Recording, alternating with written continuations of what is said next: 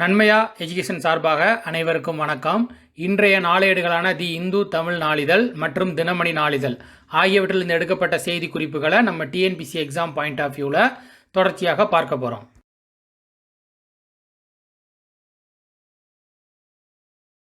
முதலாவதாக மாநில செய்திகளை பார்த்தீங்கன்னா உலக தமிழர் பொருளாதார மாநாடு நடக்க இருக்குது. அது குறித்தாக பார்க்க போகிறோம். இந்த உலக தமிழர் பொருளாதார மாநாடு எப்போலேருந்து நடத்திட்டு இருக்காங்க அப்படின்னு பார்த்தீங்கன்னா கடந்த 2009 நடத்திட்டு இருக்காங்க. இது பார்த்தீங்கன்னா பல்வேறு நாடுகள்லையும் நடத்திட்டு இருக்காங்க. இந்த பொருளாதார மாநாடு பார்த்தீங்கன்னா எந்தெந்த நகரத்தில் நடத்துகிறாங்களோ அந்த நகரத்துடன் இணைந்து உச்சி மாநாடும் நடத்திட்டு வராங்க. அந்த வரிசையில் தற்போது 2020 நடக்க இருப்பது பார்த்தீங்கன்னா 7வது உலக தமிழர் மாநாடு டிசம்பர் 28 தொடங்கி டிசம்பர் 30 வரைக்கும் இணைய வழியில் நடைபெற இருக்குது. இந்த மாநாட்டை யார் தொடங்கி வைக்காங்க அப்படின்னு பார்த்தீங்கன்னா புதுச்சேரி மாநில முதல்வர் நாராயணசாமி அவர்கள் துவங்கி வைக்கிறாங்க. இதுக்கு தலைமை யார் வைக்கிறாங்க அப்படின்னு பார்த்தீங்கன்னா கயானா நாட்டோட முன்னாள் இந்திய தூதர் வி மகாலிங்கம் அப்படிங்கிறவங்க துவங்கி வைக்கிறாங்க.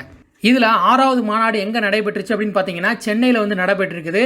இதனுடைய முக்கிய நோக்கம் என்ன அப்படின்னு பார்த்தீங்கன்னா தமிழர்களுக்கும் உலகளாவிய வணிக சமூகத்துக்கும் ஒரு தொடர்பை ஏற்படுத்தணும் அப்படிங்கிறத நோக்கமாக கொண்டு தான் இதை நடத்திட்டு இருக்காங்க.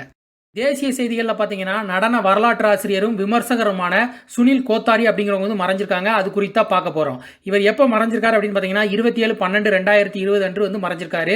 இவர் நடனக்கலை தொடர்பாக சில புத்தகங்கள்லாம் எழுதியிருக்காரு. அதில் என்ன புத்தகங்கள்லாம் அப்படின்னு பார்த்தீங்கன்னா அசாமின் சத்திரிய நடனங்கள், இந்திய நடனத்தின் புதிய திசைகள், பரதநாட்டியம், ஒடிசி, கதக், குச்சிப்புடி ஆகிய நடனக்கலை தொடர்பான புத்தகங்கள் எழுதியிருக்காங்க. புகைப்பட சுயசரிதைகள் தொடர்பாக சில புத்தகங்கள் எழுதியிருக்காங்க. அது என்ன புத்தகங்கள்லாம் அப்படின்னு பார்த்தீங்கன்னா உதய் சங்கர், ருக்மிணி தேவ் அருண்டேல் ஆகியோரினுடைய புகைப்பட சுயசரிதைகள் எழுதியிருக்காங்க.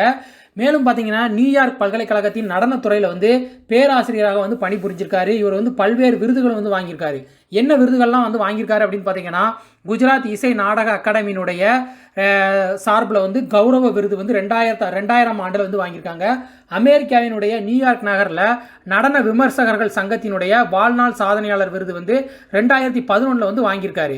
இந்திய நடனத்தில் அவருடைய சிறந்த பங்களிப்புக்காக சங்கீத நாடக அகாடமியினுடைய தேர்வுக்குழு உறுப்பினராகவும் இவர் இருந்திருக்காரு. இந்திய அரசு இவரை கௌரவிக்கும் விதமாக பார்த்தீங்கன்னா கடந்த 2001 பார்த்தீங்கன்னா பத்மஸ்ரீ விருதை வழங்கியிருக்குது இவருக்கு.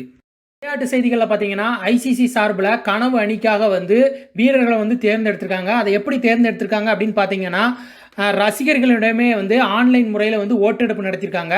இதில் பார்த்தீங்கன்னா அந்த கனவு அணியினுடைய ஒரு நாள் மற்றும் T20 போட்டிக்கான கேப்டனாக நம்முடைய MS தோனி அவர்களை தேர்ந்தெடுத்திருக்காங்க. டெஸ்ட் போட்டிக்காக பார்த்தீங்கன்னா விராட் கோலியை தேர்ந்தெடுத்திருக்காங்க. இதில் T20யில் இந்திய அணி சார்பில் 4 பேரும், ஒரு நாள் போட்டிகளில் 3 பேரும், டெஸ்ட் போட்டிகளில் 2 பேரும் தேர்வாயிருக்காங்க. இதே மாதிரி பார்த்தீங்கன்னா மகளிருக்கான ஐசிசி T20 சர்வதேச அணியில் பார்த்தீங்கன்னா இந்தியாவினுடைய ஹர்மன் பிரீத் கவுர் அப்படிங்கிறவங்களும் பூனம் யாதவ் அப்படிங்கிறவங்களும் தேர்ந்தெடுத்திருக்காங்க. ஒரு நாள் அணிக்காக பார்த்தீங்கன்னா மிதாலி ராஜ், ஜோலான் கோஸ்வாமி ஆகியோர் தேர்ந்தெடுத்திருக்காங்க. அடுத்ததாக ஏகல பயா புரஸ்கார் விருது அது குறித்தா பார்க்க போறோம். 28வது ஏகல பயா புரஸ்கார் விருது இந்திய ஹாக்கி அணியினுடைய வீராங்கனையான ஒடிசாவை சேர்ந்த நமிதா தாபோ அப்படிங்கிறவங்களுக்கு கடந்த மாதம் அறிவிச்சிருக்காங்க. அவருக்கு பார்த்தீங்கன்னா இப்போ பட்டயம், கோப்பை மற்றும் ரூபாய் 5 லட்சம் ரொக்கம் தலைநகர் புவனேஸ்வரில் வழங்கியிருக்காங்க.